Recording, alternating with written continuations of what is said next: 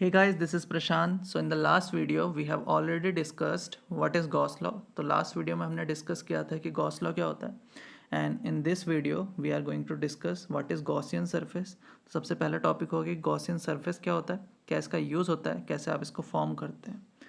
The second topic is electric field due to a uniformly charge sphere. तो कोई एक particular point है, उस पर इलेक्ट्रिक फील्ड कितना एक्सपीरियंस होगा यूनिफॉर्मली चार्ज स्फीयर की वजह से और यूनिफॉर्मली लाइन चार्ज की वजह से एंड यूनिफॉर्मली सरफेस चार्ज की वजह से उस पर कितना इलेक्ट्रिक फील्ड एक्सपीरियंस होगा. ये सब हम इसमें डिस्कस करने वाले हैं. So let's start.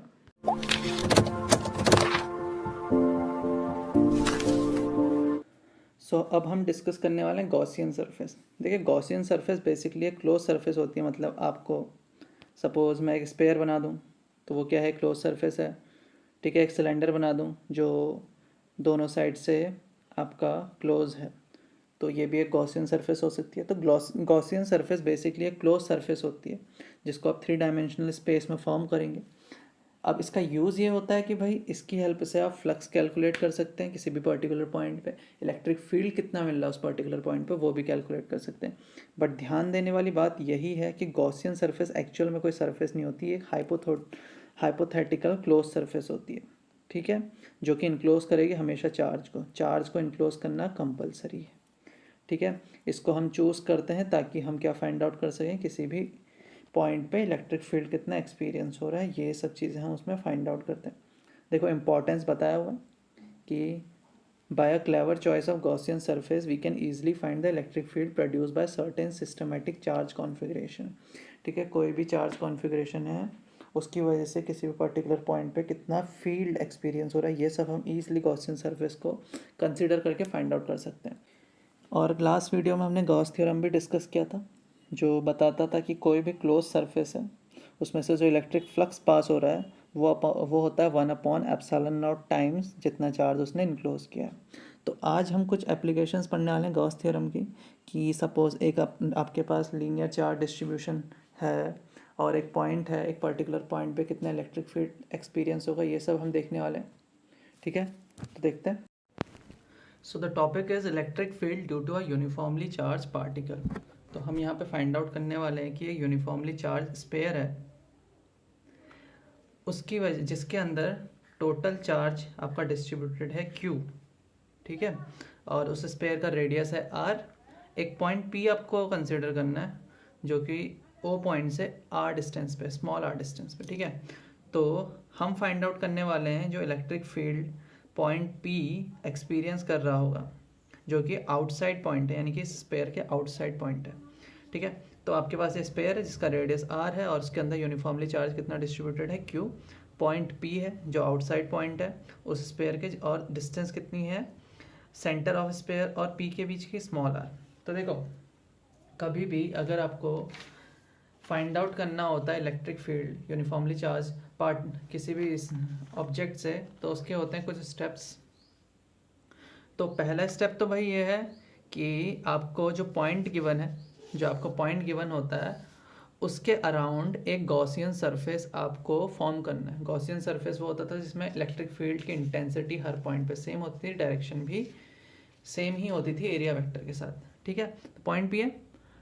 तो बेसिकली मैं क्या बनाता हूँ, एक और स्पेयर बनाता हूँ. ये मैंने एक स्पेयर का फॉर्मेशन कर दिया जिसमें पॉइंट P लाई कर रहा है उस पर. ठीक है, और रेडियस कितना है स्पेयर का, स्मॉल r. तो पहला स्टेप तो हमारा हो गया. सेकंड स्टेप क्या कहता है, सेकंड स्टेप कहता है कि अब आपको फ्लक्स फाइंड आउट करना है उस पर्टिकुलर पॉइंट पे किस फॉर्मूले की हेल्प से, E.ds के फॉर्मूले की हेल्प से. पहले तो ये भी देख लेते हैं हम क्या है गॉसियन सरफेस है या नहीं है, देखते हैं. तो ये है अपना स्पेयर और यहाँ से इलेक्ट्रिक फील्ड अगर पॉइंट P पे मैं फाइंड आउट करना चाहता हूँ तो डायरेक्शन है उसके आउटसाइड. और यहाँ पे कोई भी पर्टिकुलर पॉइंट लो, यहाँ पे भी E होगा आउटसाइड, यहाँ पे भी E इधर को कर देंगे तो उसका भी वैल्यू E ही आएगा. बिकॉज देखिए डिस्टेंस हर एक पॉइंट की सेम है और चार्ज भी इनक्लोज सेम ही करा हुआ है. तो बेसिकली जो आपका ये स्पेयर है वो अगर इलेक्ट्रिक फील्ड इस पर E प्रोवाइड कर रहा है तो इस पर भी E प्रोवाइड करेगा विद डायरेक्शन हम दिखा रहे हैं.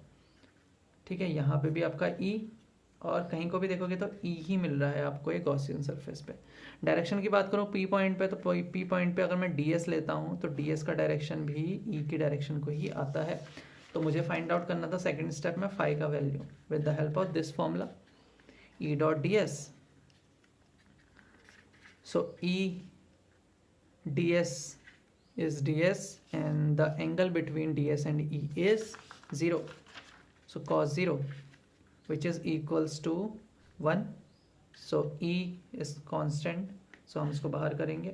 ds देखो सरफेस किसका है, पूरे स्पेयर का, जिसका रेडियस कितना है r, तो स्पेयर का आपका सरफेस एरिया होता है 4 पाई r स्क्वायर, तो वो हम पुट करेंगे e 4 pi small r square. So phi आ गया इस फॉर्मूले से इतना, इसको इक्वेशन 1 हम बना देते हैं। The third step is compare the equation with total charge enclose bye Gaussian surface upon E not epsilon not. अब कंपेयर करने वाले हैं कि ये जो गॉसियन सरफेस है उसने टोटल चार्ज कितना इनक्लोज किया हुआ है, कैपिटल क्यू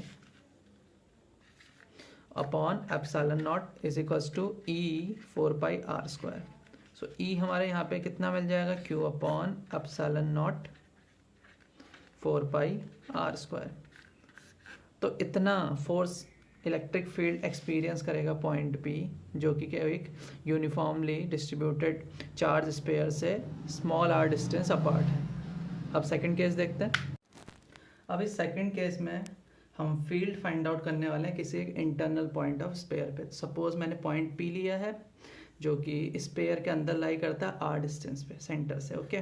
और जो हमारा स्पेयर था उसका रेडियस उतना ही है कैपिटल आर, और जो चार्ज इसमें डिस्ट्रीब्यूटेड है over its volume is Q, यानी कि पूरे के पूरे स्पेयर के वॉल्यूम में क्यू चार्ज इनक्लोज करा हुआ है, ठीक है। तो फर्स्ट स्टेप हमारा था form a Gaussian surface around that particular point. उस पॉइंट के अराउंड एक गॉसियन सरफेस बनाएंगे तो कैसे बनेगी, स्पेरिकल शेप में आएगी, ठीक है। अब ये पॉइंट भी है, यहाँ पे हम डी एस ले लेंगे। सो डी एस है, इसकी डायरेक्शन नहीं है डी एस की, ठीक है। मैंने सिर्फ रिप्रेजेंट किया कि इसका वैल्यू है डी एस। अब इलेक्ट्रिक फील्ड अगर मैं यहाँ पे देखूँ तो आपकी जो स्पेयर है उसकी वजह से ई आपको मिलेगा, ठीक है। और डी एस की डायरेक्शन देखो तो डी एस का डायरेक्शन भी इधर कोई है। तो second step is find flux by this particular formula. So अब फ्लक्स फाइंड आउट करने वाले हैं हम इस फॉर्मूले में। तो phi is equals to E dot D S and integration. So here E is E, D S का वैल्यू भी डी एस है और कॉस कितना है 0 डिग्री है, तो ई हम बाहर कर देंगे डी एस। तो टोटल एरिया कितना है गॉसियन सरफेस का 4 पाई आर स्क्वायर, तो E into 4 pi R square, ये इक्वेशन 1 बन गई।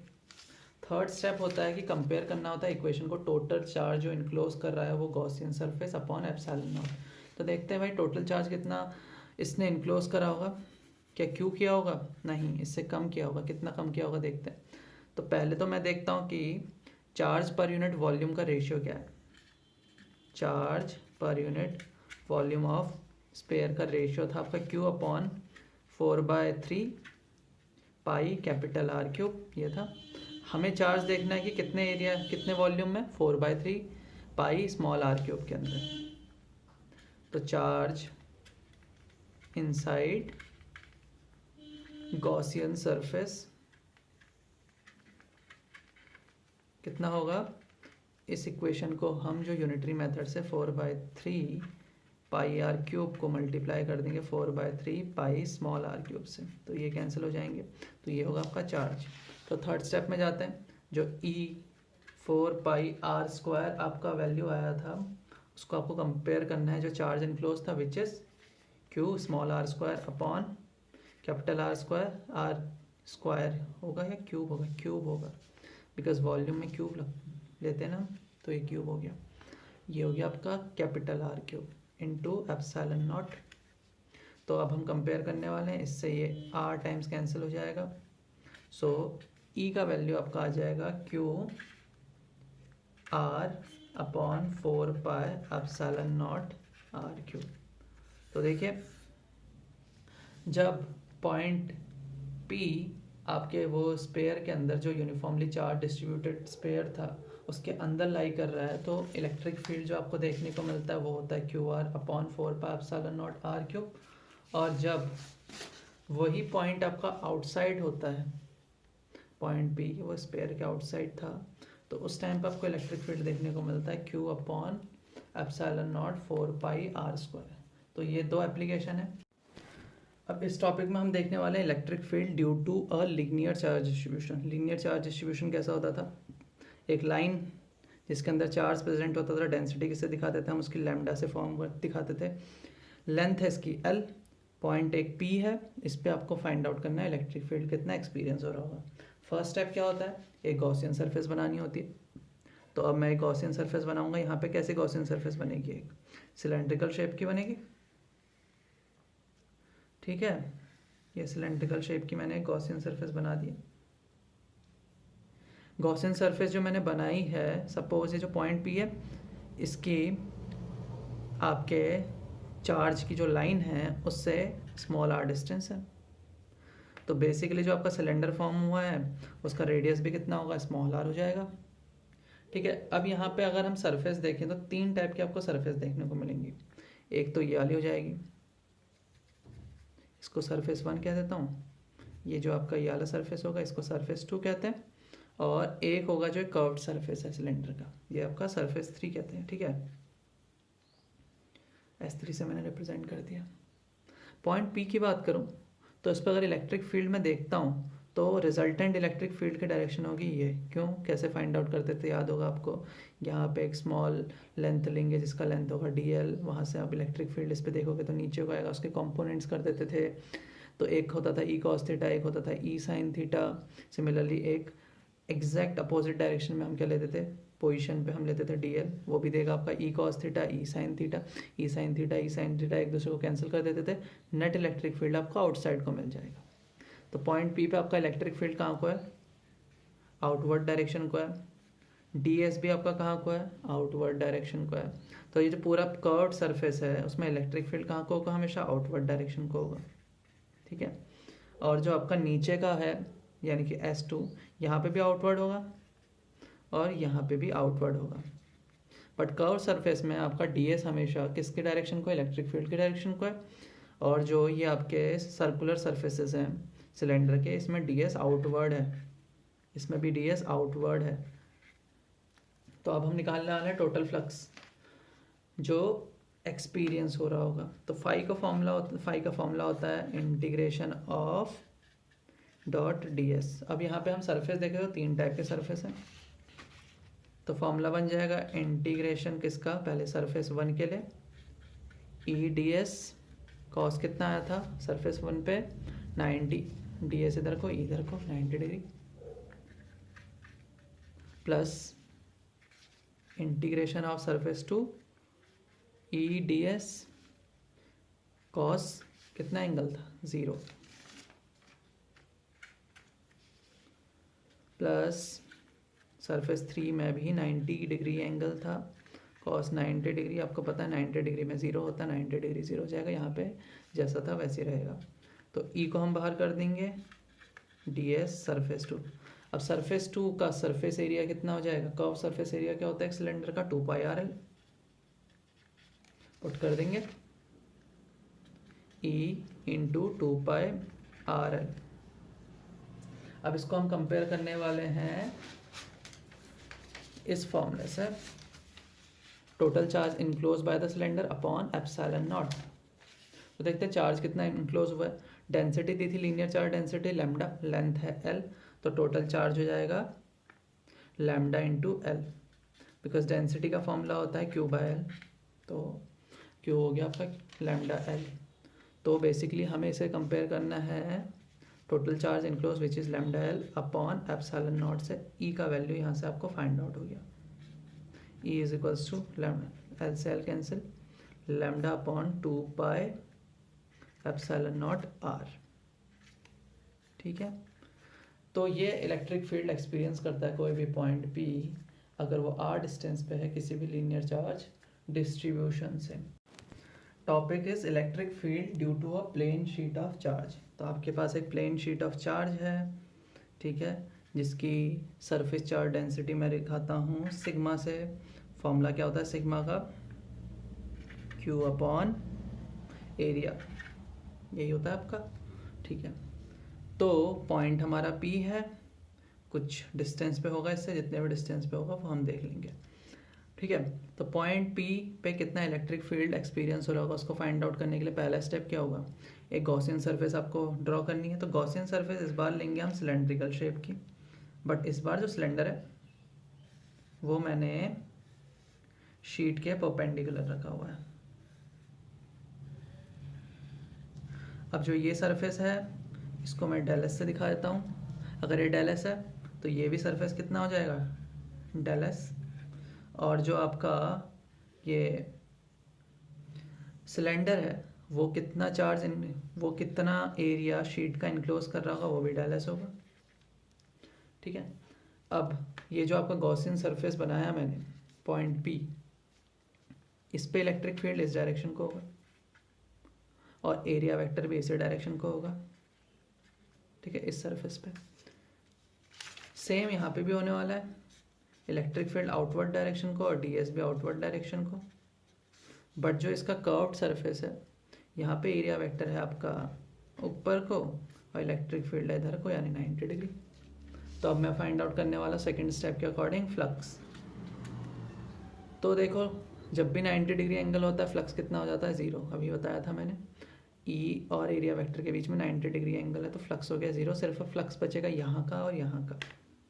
तो यहाँ पे फ्लक्स कितना है वो देख लेते हैं, E dot D S plus यहाँ कितना है E डॉट डी एस, वहाँ जो कर्व सरफेस था उसका कितना हो गया फ्लक्स? 0। तो ये हो गया आपका E डी एस कॉस 0, ये भी कितना हो गया E डी एस कॉस 0। तो ये हो गया E और डी एस कितना है, पूरा एरिया कितना है? डेल एस से मैंने रिप्रेजेंट किया हुआ है। यहाँ पे भी कितना आ गया? E del S.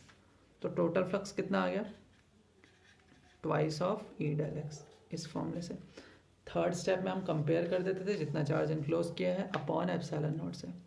देखो एरिया गॉसियन सरफेस के अंदर है ये प्लेन शीट का डेल एस और डेंसिटी थी लैम्डा, तो चार्ज हो जाएगा area which is del S और लैम्डा।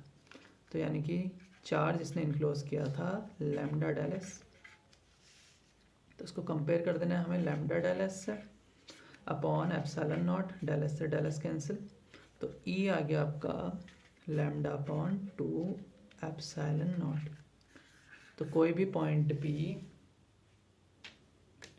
एक शीट से, प्लेन शीट से जो कि चार्ज इनक्लोज कर रही है Q, या फिर मैं बोल सकता हूँ उसकी चार्ज डेंसिटी कितनी है लैम्डा, उसकी वजह से पॉइंट P पे जो इलेक्ट्रिक फील्ड एक्सपीरियंस होगा उसका फॉर्मूला होता है लैम्डा अपॉन 2 एप्सिलॉन नॉट। तो यहाँ पे ये चैप्टर पूरा आपका ख़त्म हो जाता। तो इस चैप्टर के अंदर यही था गॉस लॉ एंड एप्लीकेशंस। अब इसके क्वेश्चंस बचेंगे, वो क्वेश्चन को अब हम लास्ट जो वीडियो है इस पूरे चैप्टर का उसमें डिस्कस करने वाले हैं, वही क्वेश्चन करेंगे जो थोड़ा सा ट्रिकी है। ठीक है, ऑलराइट। तो आज की वीडियो के लिए बस इतना ही, तो मिलते हैं नेक्स्ट वीडियो में। Till then bye.